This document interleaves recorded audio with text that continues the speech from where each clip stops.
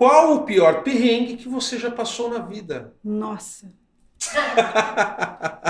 vou contar para vocês assim, já fecho os olhos e falo, nossa, da uma empresa que eu amava trabalhar, mas pediram para fazer uma inauguração de uma fábrica no Paraguai.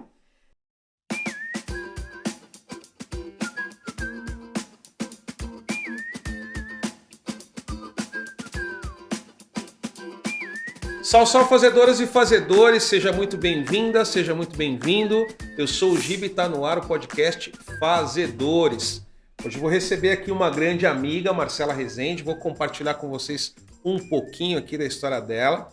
A Má é mineira de nascimento, paulistana de coração, tem 48 anos, não parece. Uma filha, é casada, formada em Direito pela Universidade Federal do Rio de Janeiro, com especialização em marketing e psicologia. A mulher é multitarefa, gente.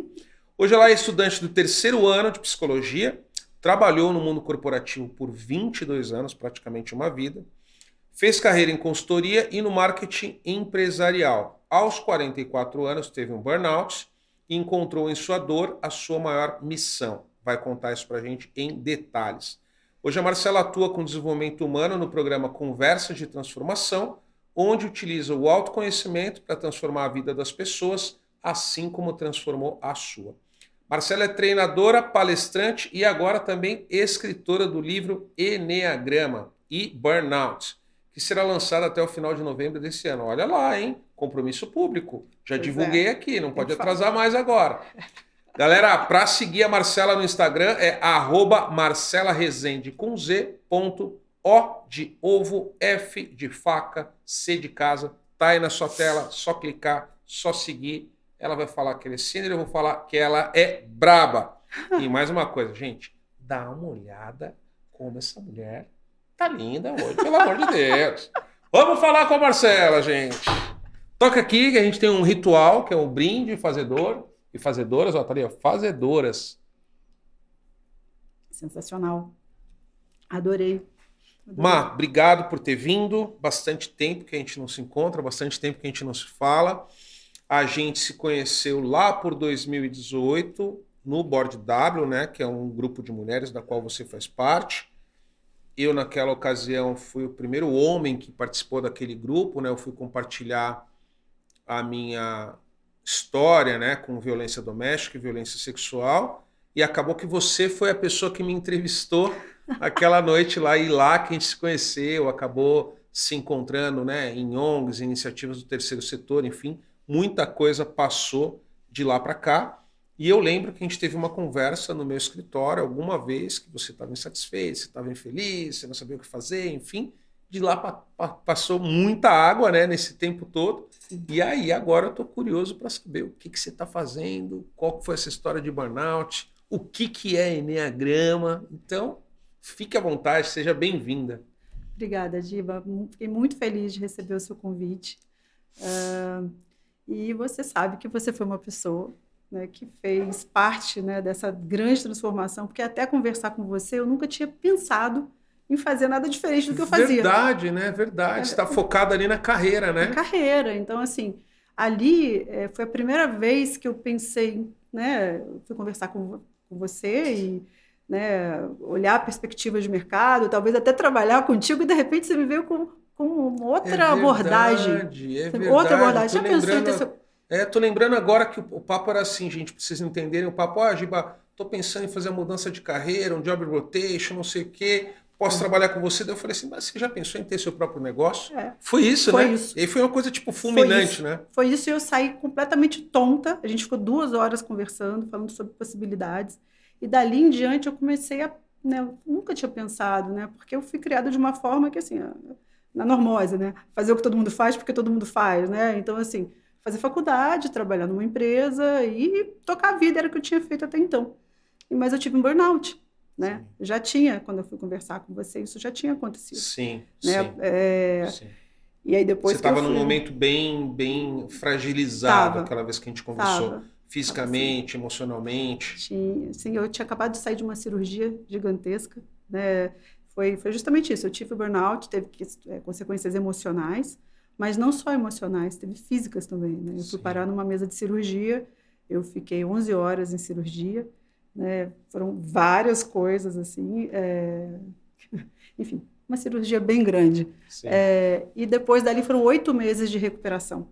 Então, eu tive muito tempo para repensar a minha vida inteira e essa conversa fez parte desses 8 meses. Sim. Né? Transformação nunca é uma coisa fácil. Depois dali eu ainda voltei para o mundo corporativo, trabalhei com a nossa amiga Sandra. Sim, né, querida Sandra Geoff, está sempre presente aqui. Entra um convidado, entra outro, sai outro. Sandra Geoff. Sandra Geoff. Sandra na minha vida também sempre é super importante.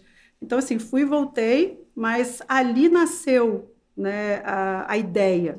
Né? Então, o que eu fui fazer? Eu fui fazer uma pós em psicologia transpessoal, né, que é a 4ª onda da psicologia. Imagina, não tinha estudado nem psicologia, fui parar na 4ª onda da psicologia, né? Que mistura as demais ondas da psicologia, não é nem muito reconhecida.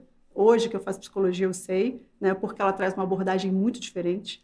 Né? Ela mistura as fases da psicologia e, enfim, né, não é algo que, embora tenha uma pós-graduação disso na faculdade onde eu estudo, não existe uma matéria sobre isso. Entendi. Né, porque as coisas são muito lineares ainda. Né? Quem trabalha com psicanálise segue psicanálise, quem trabalha com a análise funcional faz análise funcional, TCC, e hoje tem alguns autores que estão misturando, mas não chamam de psicologia transpessoal. Enfim, o mundo está abrindo a cabeça, a psicologia também. Mas aí foi isso, eu conversei com você, comecei a pensar nas várias possibilidades, né? E comecei a ampliar. A primeira coisa que eu fiz foi abrir a cabeça. Eu fui fazer uma coisa completamente diferente do que eu tinha feito, com pessoas que pensavam de uma forma completamente diferente, né? E eu me abri para o autoconhecimento. Então, foi essa conversa, mas não tinha nada definido. Não tinha nada definido, não. Né? Só foi sei lá, talvez um divisor de águas de uma coisa que você não estava olhando a possibilidade daquilo, né? Não, eu tinha sido criada para outra coisa. Eu só sabia trabalhar em empresa aí todos os dias, ou marketing, ou comunicação, ou cultura empresarial, né? Alguma coisa nesse sentido. Mas ali, mas o que eu poderia fazer, né? Então, nesse período também eu aproveitei e fiz um coaching com outra pessoa extremamente querida também, da época da Accenture, que é a Renata, né? Renata Abreu. E ela foi me ajudando a colocar o que você gosta de fazer. Né? Quais são as coisas que você gosta de fazer e que você poderia trabalhar com essas coisas? E as ideias foram tomando forma. Eu ainda acredito muito num bom trabalho de coaching, porque o dela, né, a conversa contigo e ela me norteando foi super importante. Né? E aí depois eu fui fazer essa pós em psicologia transpessoal, onde eu conheci o Eneagrama e conheci pessoas que pensavam totalmente diferente de mim, né? Vinha de um mundo tinha psicólogos, mas tinha um terapeuta também, muitos terapeutas, pessoas com a cabeça muito diferente, né? Muito bacana. E me permitir, né, passar por aquelas experiências, aquelas vivências. Então, foram, enfim, né, foi um negócio, foi uma fase muito especial, né? E nesse momento eu conheci a ferramenta chamada Eneagrama. E quando eu fiz o teste do Eneagrama, porque era só um final de semana onde você ia tendo contato nessa pós com vários tipos de terapia, né, com as diversas ondas da psicologia, com muitos autores, com várias práticas integrativas. E ali eu conheci o Eneagrama e fiz o teste, no final de semana inteiro. E saiu o meu Eneatipo. E eu tomei um choque, né, quando eu vi, assim, porque o negócio tinha uma forma, tinha uma descrição de mim que era assustadora. Né? Assustadora naquele momento. Então, vocês tiveram 3 possibilidades. Eu olhei para uma e falei, não, isso aqui eu não sou de jeito nenhum. Nem a pau eu sou isso aqui. Né? Não é isso que me orienta e tal. No primeiro momento, eu falei, não aceito. E aí resolvi ser outro Eneatipo, olhar para um outro lado.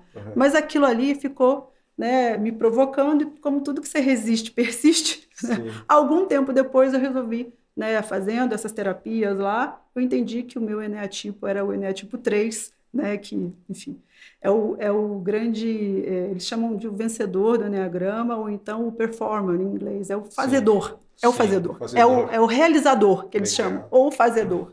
Né? E aí, enfim, tem toda uma metodologia que explica por que você faz isso, o que aconteceu na sua infância, que eles chamam de criança ferida, né? Que te motivou a ser dessa forma, que estratégia de personalidade você acabou montando, né? Porque para o Eneagrama a gente tem uma essência, que é muito importante, mas a gente desenvolve uma estratégia de sobrevivência, né? Para a gente conseguir vencer os desafios da vida, e isso é chamado de personalidade. Má, eu ia pedir para você as pessoas estão assistindo, o vídeo anda, enfim, e tem perguntas. O que é o Eneagrama? Boa. Como ele é feito? Enfim, como é que aplica? Explica um pouco para eu também não entendo tudo de Eneagrama. Quero ter uma aula sobre Eneagrama hoje. O Eneagrama é uma ferramenta super interessante, assim. Ele não foi inventado por ninguém, ele foi descoberto. Ele foi descoberto? Descoberto. Então, assim, a origem do Eneagrama ela é super discutida hoje em dia. Ninguém sabe ao certo onde ele surgiu, mas de tudo que eu li, né, ele surgiu na Alexandria, quando Alexandre o Grande resolveu unir o Oriente ao Ocidente, e o Ocidente, que era o grande sonho dele, né?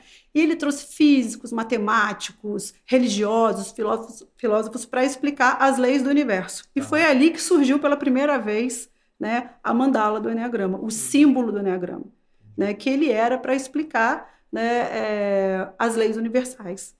Então, enfim, é super interessante, é uma longa história.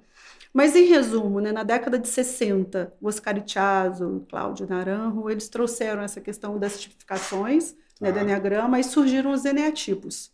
Né? O que são eneatipos? São perfis, né? São perfis, tipos de comportamento, é a forma como você se comporta, né, de forma arquetípica. São 9 arquétipos.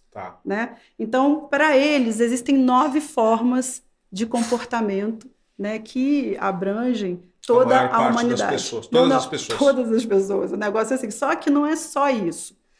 Aí você fala, tá bom, então descobri, sei tudo. Mais ou menos. Por quê? Para o Eneagrama, nós somos essência. E ao longo da nossa vida, a gente desenvolve uma coisa chamada personalidade, que é aquilo, né, que eu comentei há pouco, né? E a gente acaba se distanciando da nossa essência e quando isso acontece, é aí que a gente adoece. Então, o trabalho do Eneagrama é fazer esse retorno da personalidade para a essência e essa combinação de personalidade e essência para que você consiga viver de uma forma mais leve. Né? Então, assim, são 9 padrões de comportamento, 9 eneatipos. E eles são baseados na doutrina dos pecados capitais. Né? Você vai falar, mas são 7, não são 9? Então, para o Eneagrama, eles dizem que são 9. Por quê? Na época, tiraram o medo e a vaidade da Igreja Católica, né? Porque eles insuflavam o medo e a vaidade. Então, são 9 pecados capitais que, segundo o Eneagrama, é isso que nos afasta, é uma das coisas que nos afasta da nossa essência e causam as dores, né? As dores da alma, as dores do coração. E o que eu fiz? Né? Fui a fundo, aí cada um tem uma paixão, uma virtude, que é um pecado capital e uma virtude, uma fixação mental ou uma crença limitante e uma ideia libertadora, né? Tem um mecanismo de defesa e tem as asas e as flechas. Então, assim, são 8 formas de desenvolvimento por eneatipo. Não é um processo que hoje em dia eu transformei isso em uma outra linguagem, tem uma série de coisas que, enfim, uma série de adaptações que eu fui fazendo para o mundo corporativo, até para que a gente consiga falar a língua do mundo corporativo, porque senão as pessoas não conseguem compreender, né? E eu venho aplicando isso, tem dado, a profundidade tem dado muito certo nas pessoas.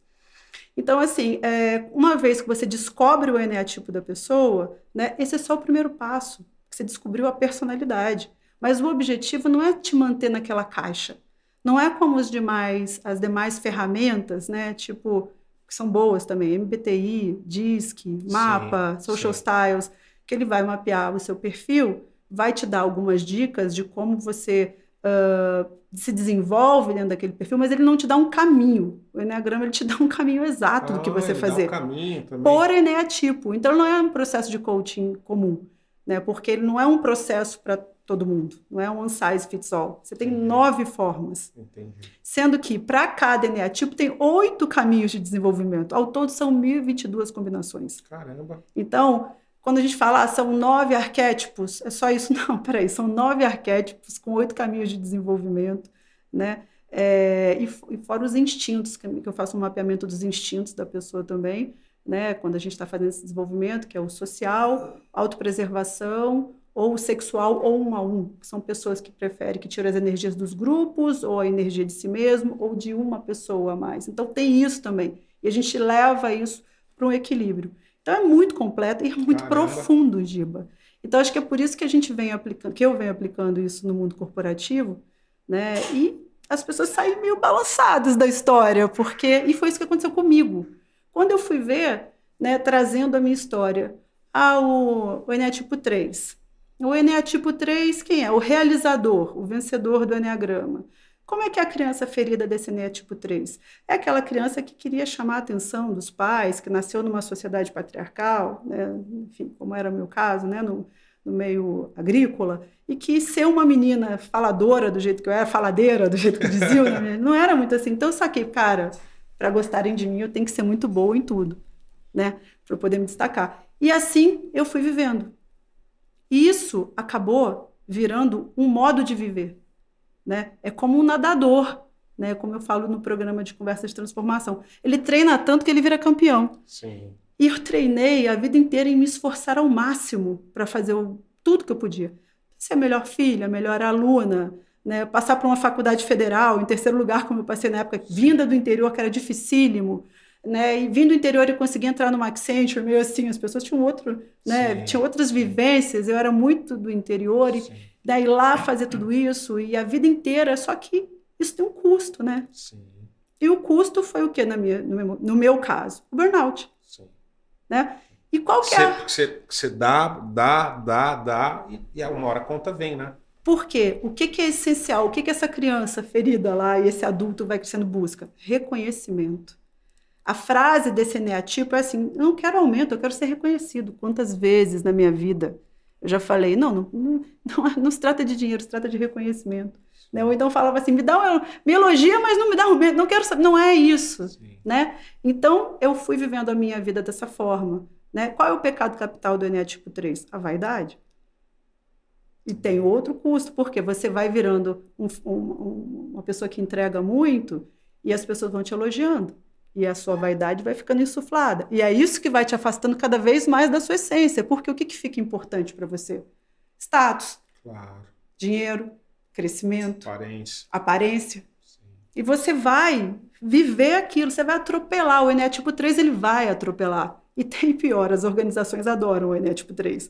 Né? Só que elas colocam o Eneatipo 3 no lugar, mas quando elas puxam, é muito louco. Se arrebenta por quê? Ele se identifica com o fazer. Uma vez que ele não é reconhecido ou é demitido, se equipara a uma experiência de morte. Não faço, logo não existo. Verdade. Morri. Verdade. Burnout. Sim. Então, assim, quando eu li aquilo tudo e fui entendendo, veio um filme na minha cabeça, né? Qual que é o mecanismo de defesa? Identificação. O que é isso? Até me arrepio na hora que eu falo. O que é identificação? Se identificar as situações que aparecem para você. Você está lá com um cliente, você se esforçar para conseguir, eu fico, nossa, né? Eu fui me adaptando, você se adapta, é um camaleão. E você não percebe, só que você se identifica tanto que no final você já não sabe mais quem você é. Quando te perguntam o que você gosta de fazer, você fala, não sei. Por isso que quando nós conversamos, eu estava perdida, eu estava doente. Eu sabia que eu não podia continuar no mundo corporativo, mas eu não entendia por que aquilo me adoecia tanto. Sim. E naquela profundidade do Eneagrama eu entendi exatamente. Aquilo fez tudo assim, sabe? A fixação mental é o desespero. Desespero do quê? Do fazer. Você faz, acumula, tem uma hora que você fala, meu Deus, e agora? E, desespero, burnout. Foi. E é assim, é um modo de viver. Eu poderia ir para qualquer outra empresa que eu seria da mesma forma em qualquer outra empresa. Sim, que foi assim, óbvio, né? Eu não sabia de absolutamente nada do que você está me falando, mas quando a gente conversou... Nem eu sabia disso tudo naquela época. Eu falei, pô, ela vai replicar, ela só vai mudar da casinha A para a casinha B. Foi isso que você me disse, Giba. Né? Isso que eu falei, você não faz outra coisa, né? Enfim.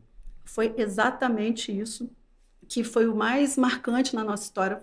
A mensagem foi mais ou menos assim, bom, de tudo que você me contou, se você continuar fazendo tudo que você está fazendo do mesmo jeito, você vai continuar tendo os mesmos resultados. Sim. Trocando em miúdos.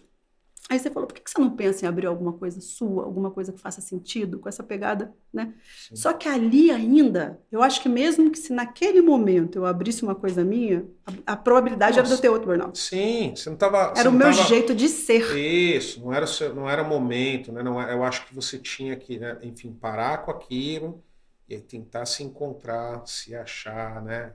Ficar sozinha, sem uma atividade, enfim, tem esse processo também. Foi. A gente precisa mergulhar na gente, né? Esse mergulho é doloroso e extremamente necessário. Tanto é que a primeira vez que eu olhei, eu falei, eu não quero ser isso, eu não sou isso, eu sou um 8, sou 1, sou qualquer Eneatipo menos esse. Esse é o que eu menos gosto. Eu não sou isso. Difícil. Em que situações pessoas ou empresas aplicam o Enneagrama? Enfim, imagina que tem uma liderança numa empresa ou tem uma pessoa que está passando por um determinado momento. Tenta contextualizar para a gente um pouco assim. Quando que situação que eu poderia aplicar um Enneagrama? Ou como uma companhia, por exemplo, tem gente que assiste, eu quero aplicar no meu time, enfim. Dá algumas referências para a gente da aplicabilidade. Vou te dar 2 exemplos. Um de uma empresa que fez comigo, na época que eu estava na minha formação, eu tive que fazer 9 cases pro bono. E uma dessas pessoas que fez comigo era o dono de uma empresa. Ele falou, eu quero isso para minha empresa inteira. E foi mesmo. Ele fez para ele, né, para os diretores, gerentes, e agora eu estou fazendo os coordenadores. Então, assim, porque para essa empresa, né, posso citar o nome dela? Pode, depois eu claro. Pergunto para o dono, depois. Pode, né, claro. É uma ONG que eu conheci, na verdade, é um negócio social, chama Rede Cidadã, uma empresa que eu admiro muito, que eu conheci na minha época de Accenture. Que eles criaram até uma ONG para Accenture, que era a Conexão, e eles estão até hoje lá. Legal. É uma ONG super grande, super bem estruturada também. Eles inserem jovens no mercado de trabalho. Legal. É um negócio social bem bacana e fazem muito trabalho voluntário. Então, o Fernando Alves olhou e falou assim, nossa, isso é sensacional, eu quero isso. Fez, né? E hoje eu estou fazendo para os coordenadores dele. Então, qual foi o pedido dele? Eu quero que as pessoas tenham posse delas mesmas. Foi isso que ele me pediu. Mas aí eu virei para ele e falei assim, mas você sabe que o Enneagrama é um processo que transforma muito a vida das pessoas. Você fez, né? Ele fala até, cara, nunca nada tão profundo aconteceu nesse sentido comigo. Eu falei, pois é, você sabe que pode acontecer com outras pessoas e que elas podem decidir ir embora, elas podem mudar de vida assim como eu mudei. Sim, e sabe qual é a resposta dele? Danado. Ele virou para mim e falou assim, olha, para mim o mais importante é que elas tenham posse delas mesmas. Se elas quiserem ficar, elas vão ficar realmente querendo ficar, mas sabendo quem elas são, o nível de autonomia que elas devem ter e o que é importante para nós aqui dessa empresa, porque autoconhecimento é importante para nós. Agora, se elas forem embora, que elas levem com elas esse conhecimento para a vida delas e que elas espalhem esse conhecimento. E é o melhor, sensacional, né? né? Claro, porque ter alguém com você preso, né? Não é legal. Eu acho sensacional ter gente que tem essa mentalidade hoje. Isso brilha muito o olho, né? E tem outros casos também de pessoas que... Vamos pegar o Ené tipo 8, por exemplo, que é o poderoso do Enneagrama, né? Esse eles são instintivos, né? É por tríade, instinto, emocional e racional. Né? Esse é da tríade dos instintos, então são pessoas que fazem, acontecem, são líderes natos. Mas sabe aquele líder que é missão dada, é missão cumprida, mas pode ser que ele atropele metade da galera no percurso?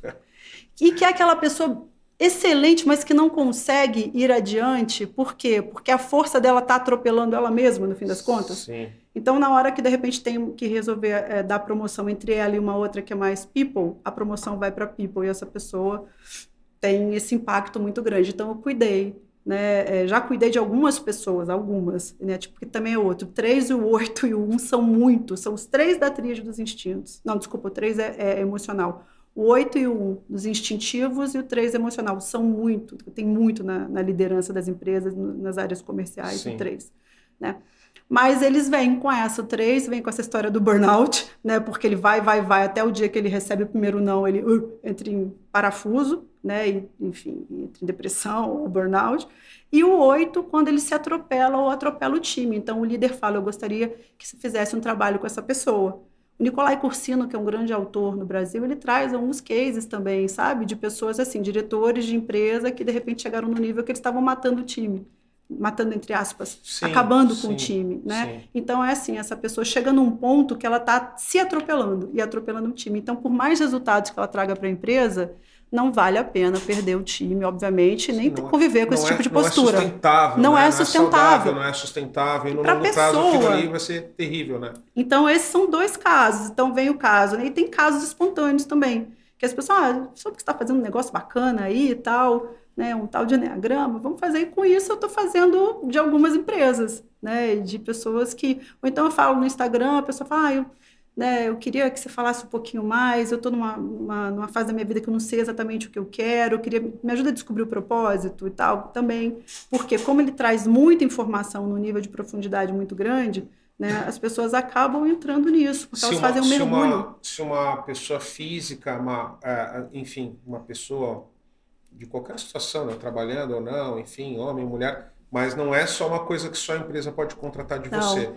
Se uma pessoa quiser, enfim, entender melhor, se aprofundar melhor e contratar isso de É você, possível. é possível. É possível. Legal. Eu uso no desenvolvimento de liderança. Tá. Tem pessoas que usam como terapia.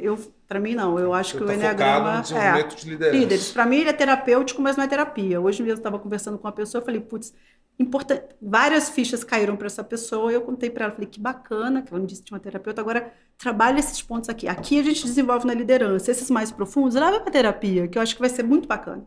E a gente vai fazendo um trabalho junto. Né? E tem efeito. Às vezes a pessoa fala, não quero fazer terapia e tal, aí acaba indo no nível mais profundo da pessoa também. Para a gente entender o detalhe, imagina que eu me interessei, terminou aqui, eu falo, quero fazer.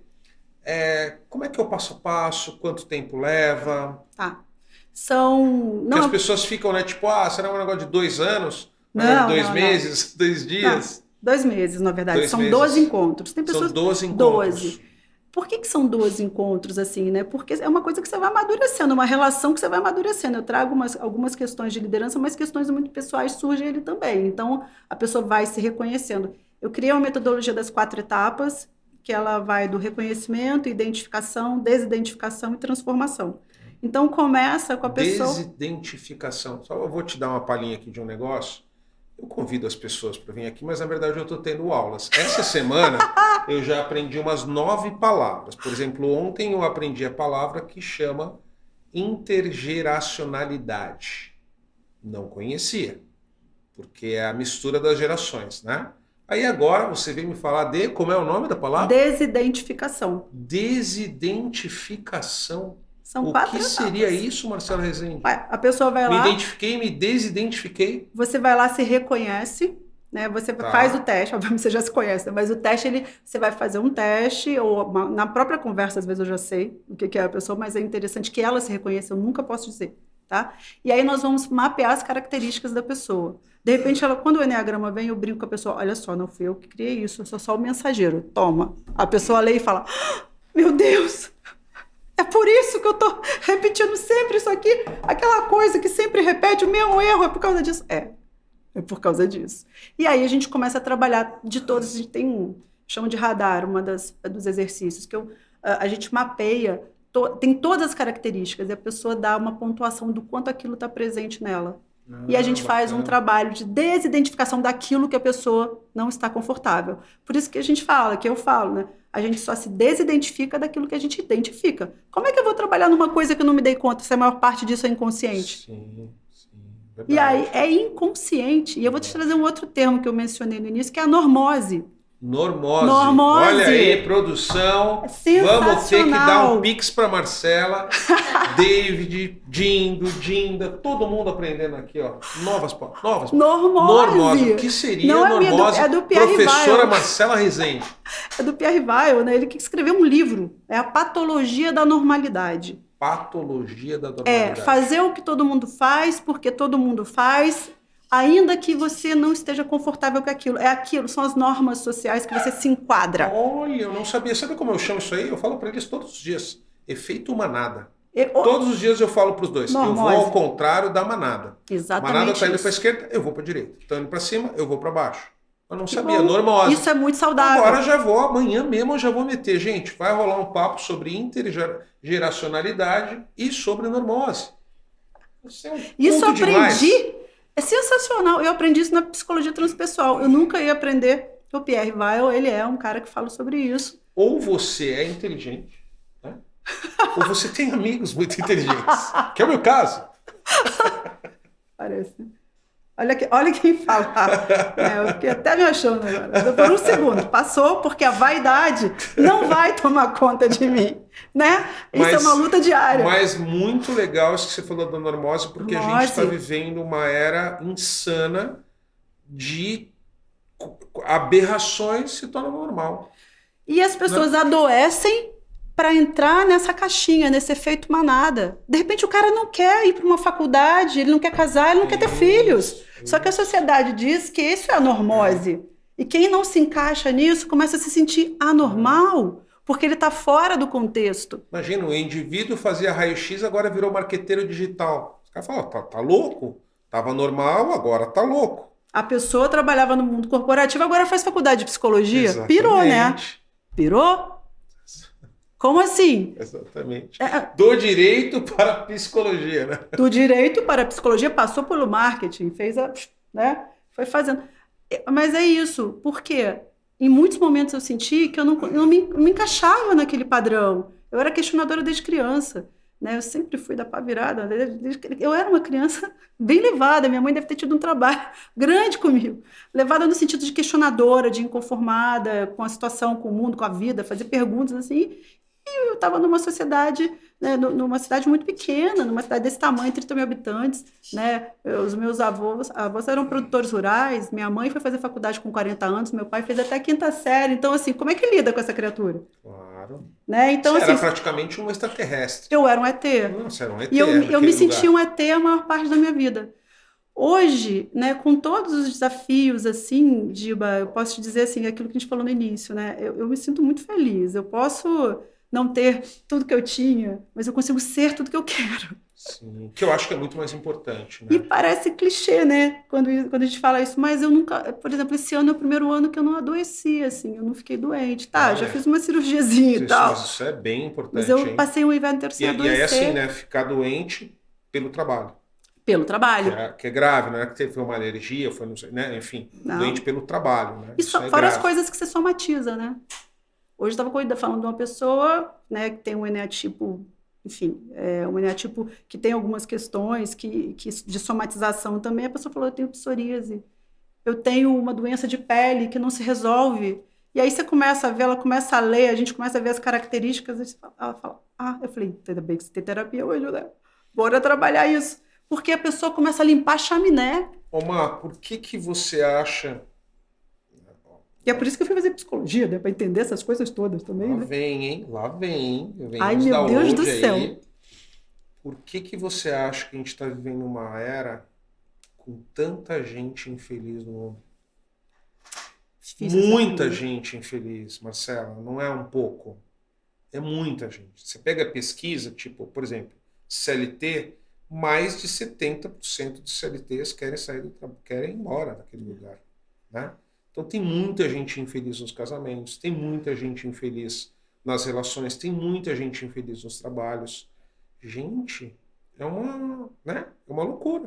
É uma loucura. Eu acho que tem vários fatores, mas eu diria que essa questão da normose é um negócio muito pesado.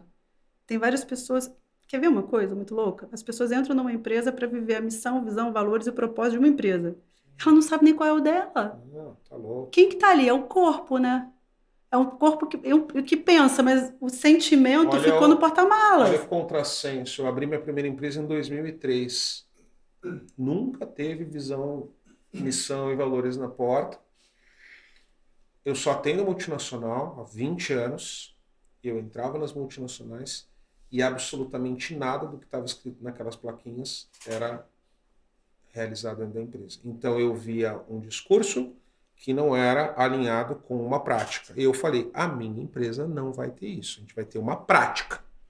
Lá na frente, se a prática se consolidar, ela vira o discurso. Então, 10 anos depois, do sócio falou, pô, Giba, a gente já tem 10 anos, não está na hora de ter. Eu falei, tá bom, gente, você quer fazer a plaquinha?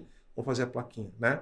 Mas eu acho que tem muito discurso, muito blá e pouca prática, né? Em todas as áreas, de respeito às pessoas.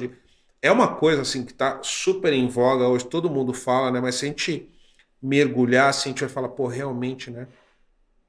E eu acho um absurdo uma empresa falar assim, não, temos uma gestão humanizada. Eu penso, tá, antes era o quê?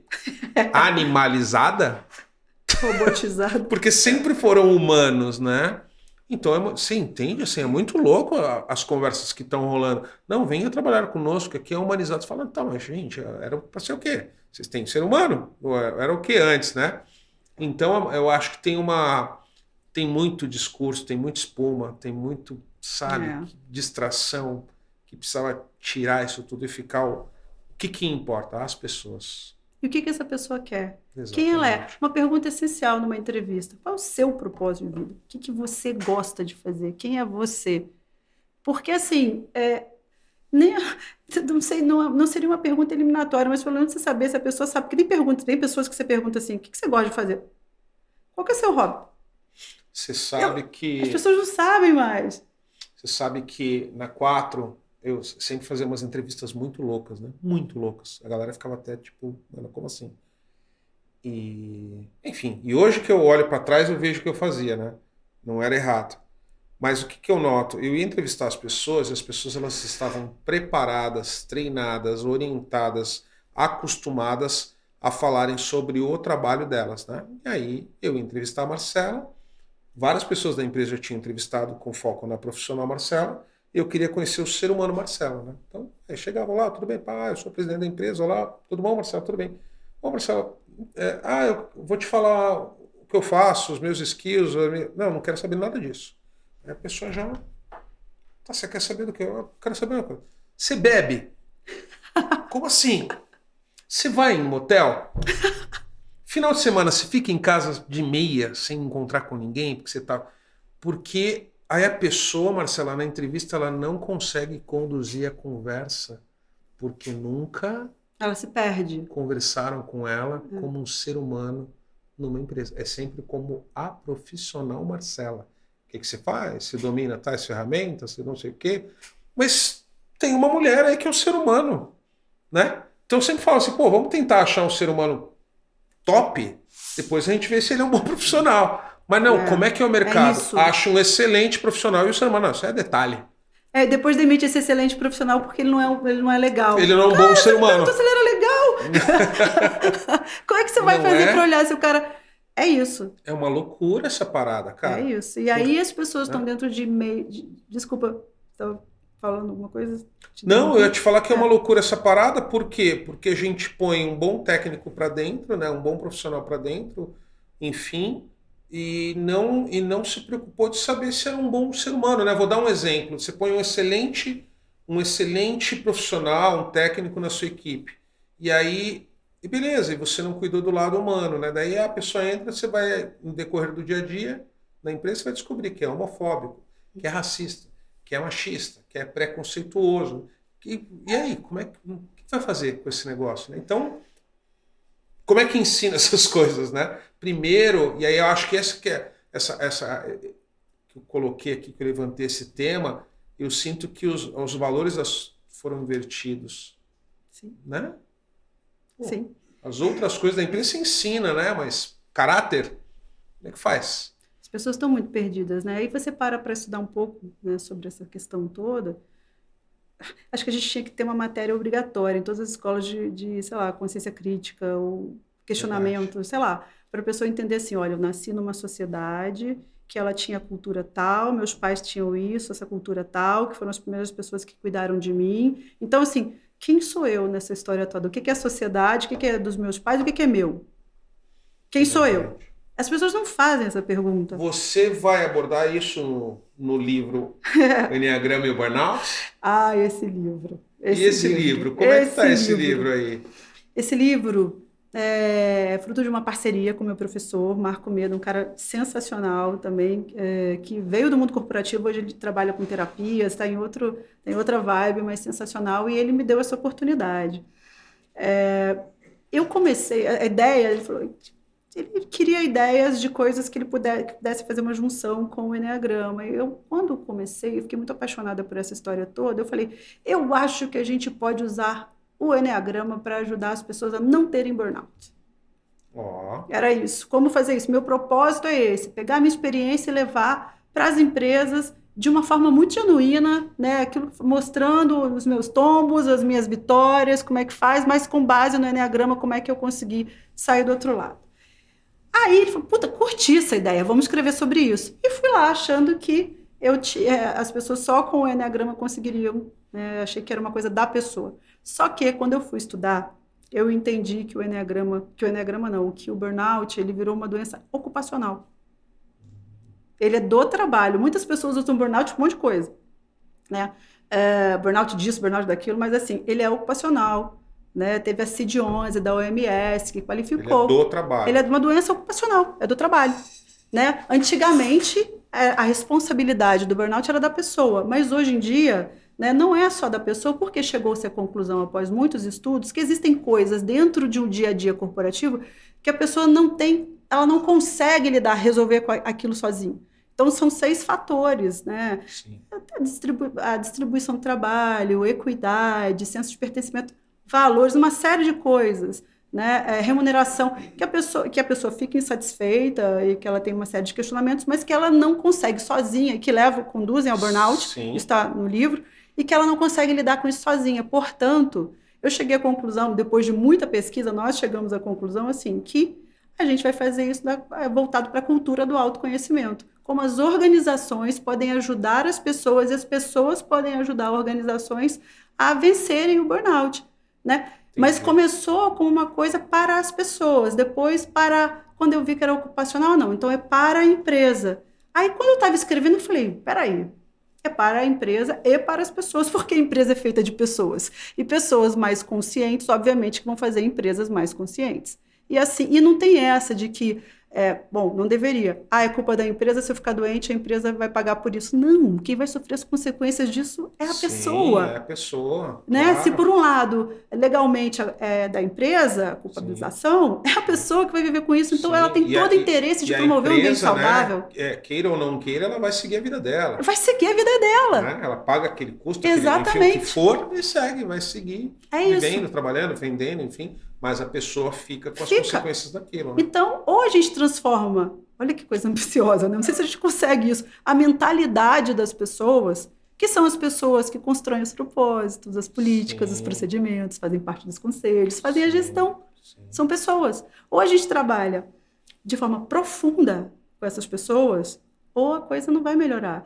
E aí a gente traz toda a filosofia do Eneagrama para dentro da gestão. Como é que você pode aplicar? Porque o Eneagrama tem uma parte de crenças que é muito importante. Cada eneatipo tem uma crença diferente, tem uma crença limitante. Então, trabalhando essa crença, né, a gente começou a viajar, criamos uma metodologia, coisa de consultor, né?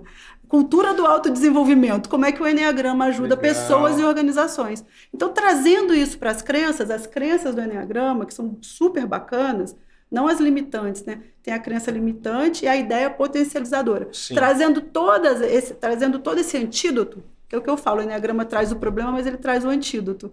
Trazendo isso e aplicando isso de forma corporativa, nos valores, trazendo o autoconhecimento como valor da organização, usando as crenças do Eneagrama, dentre os valores tanto de estratégia, de entrega, mas os valores humanitários, e trazendo os valores humanitários do Eneagrama para dentro disso, da empresa, usando as crenças, colocando o Eneagrama como ferramenta de autoconhecimento e, em alguns momentos, porque não é para rotular, utilizar em processos, por que não? Em alguns momentos de recrutamento e seleção, numa fase final, para saber assim, quem são essas grandes pessoas que vão gerir essa organização. Esse time, essa organização, essa área, esse departamento. Que tipo de pessoa está entrando aqui? Né? E como é que eu não manipulo? Eneagrama dificilmente você vai manipular. Com 12 encontros, como eu te falei, que a gente vai descobrindo as coisas aos poucos, obviamente para a organização teria que ser um processo mais curto, mas você vai conhecendo a pessoa, porque se a pessoa não se identifica realmente, ela não consegue prosseguir no processo, porque ela não consegue fazer a desidentificação, porque ela não consegue identificar. Então tem tudo isso, né, Giba? Qual é a expectativa de lançamento desse livro? Bom, hoje ele foi para impressão. Né? Foi para impressão já? Foi para impressão hoje foi para impressão. Ficamos um ano nesse projeto. Um ano? Um ano nesse projeto, né? Muito bacana, estamos com a editora Líder, com a Andréa Roma, com o Meda, eu, e agora hoje ele foi para impressão. Parece que vai ser, o Meda vai ter um stand, a Escola Meda vai ter um stand no Congresso da Felicidade, que eu acho que é em Curitiba, e eu acho que o livro vai ser lançado lá, que legal. Acho. Não sei ainda, tem que ver se vai dar tempo. Mas é uma coisa... lança esse ano. Uhum. Legal, que bacana. Esse ano, tô super feliz, tá vendo? Culpa sua, que aconteceu lá atrás. Você cutucou. Culpa minha. Cutucou.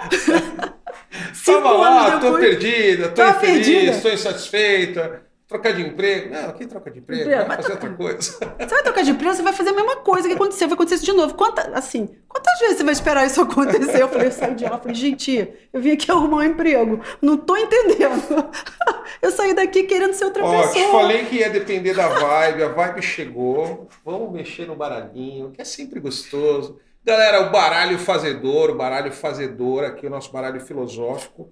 Tem algumas perguntinhas aqui que a gente juntou, perguntas aleatórias. Algumas são simples, são rasas, outras são profundas, outras são provocativas. Não existe, né, todo esse conhecimento acumulado aqui da minha ilustre convidada. Quem sou eu? É aqui um conhecimento popular, né, Dindo? É um conhecimento popular reunido de forma aleatória. Mas vamos lá, Ma, a gente vai colocar aqui. Você escolhe 3, coloca sobre a mesa. Aí eu leio, pergunto para você e você responde. Nossa, Diretamente do coração. Baralho fazedor, galera, em breve à venda nas melhores bancas do país. adorei. Vamos lá. Vou colocar aqui, já virou ele assim? Isso, não, fechado. Fechado. Assim, todo mistério. Olha, Ai, meu Deus. uma atrás da outra, que bonitinha. Isso. Vamos lá. Muito bem, Marcela Rezende. Muito bem. Vamos lá. Você quer começar pela da esquerda, pela direita ou pela do meio? Aqui o convidado escolhe a cor, escolhe o assunto, A minha esquerda. a carta. A sua esquerda, que é essa, que é a minha Ou direita. a outra. Vamos lá, vamos lá. Olha que gostosa essa! Qual o pior perrengue que você já passou na vida? Nossa. Vou contar para vocês assim, já fecho os olhos e falo, nossa, é uma empresa que eu amava trabalhar, mas pediram para fazer uma inauguração de uma fábrica no Paraguai, de um frigorífico no Paraguai, lá no meio do Paraguai. E, cara, você tinha que andar, né? E aí fui eu e tal, e tava difícil conseguir ir para lá. Inauguração De um frigorífico no meio do Paraguai. No meio do Paraguai. Eu trabalhava numa empresa Ei, beleza. Lá garantia a sua ideia. De proteína, né? E fui para lá, e só que ia estar o presidente do Paraguai para fazer a inauguração. O negócio era o presidente do país ia estar na inauguração. Para fazer a inauguração. Então era um negócio que tinha um protocolo bizarro. Mas assim, hoje, contando, parece uma comédia. A gente não tinha jeito de chegar lá porque estava alguma coisa acontecendo na cidade, a gente pegou um voo, foi até um lugar e a gente teve que ir de van, horas e horas, passando por um lugar, eu não me lembro. E por isso que foi super perrengue, né? Por um lugar, eu e 3 pessoas da minha equipe, que era lá no Paraguai, onde eles sequestravam as pessoas e faziam de reféns. Você ouviu falar disso? Teve um negócio, era perto desse frigorífico. E eu passei por lá, de van, com segurança, um cara que era um armário junto comigo, e as pessoas, a hora que me contaram, desespero. Você sequestrado. Eu morri, eu tive muito medo, de verdade, foi muito perrengue. 3 horas de van no meio de uma floresta, um negócio surreal. E chegando lá, quando a gente finalmente conseguiu chegar, tinha todo um protocolo para receber o cara. Claro, presidente do país. Só que era no meio do Paraguai.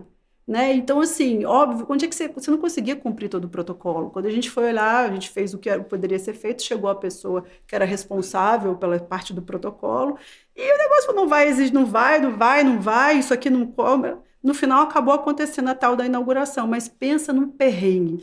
Perrengue para chegar lá. E na hora de voltar, a gente voltou no avião do Exército do Paraguai. Nossa! Parecendo carga, um avião de carga. Nada glamuroso isso, perrengue máximo. Você voltou no avião do Exército? De carga, junto com toda a galera que estava lá, né, os executivos voltaram nos seus respectivos jatinhos e nós voltamos no avião de carga do Paraguai, sãos e salvos. Esse é um belo perrengue, hein, Marcela? Foi. Hoje é engraçado de contar, mas na época eu tive muito medo. Vamos para o próximo. Perrengaço. Obrigado. Momento sentimental. Se você pudesse viajar no tempo, em qual momento da sua vida você retornaria? No dia do nascimento da minha filha. Que foi o dia mais importante da minha vida. Muito bonito. Ali caiu uma ficha, assim, acho que eu vi um imprinting mesmo, assim, eu vi aqueles olhinhos. Ela nasceu de aberto, dizem que não, né? Mas ela fez assim pra mim, foi a coisa mais linda. Eu nunca mais... Que fofo. Nunca mais esqueci aquele momento. É muito especial, né? Ser mãe, ser pai. Eu acho que mãe, principalmente, é indescritível. É um muito amor bom. Inenarrável. Enfim. Tem nada melhor.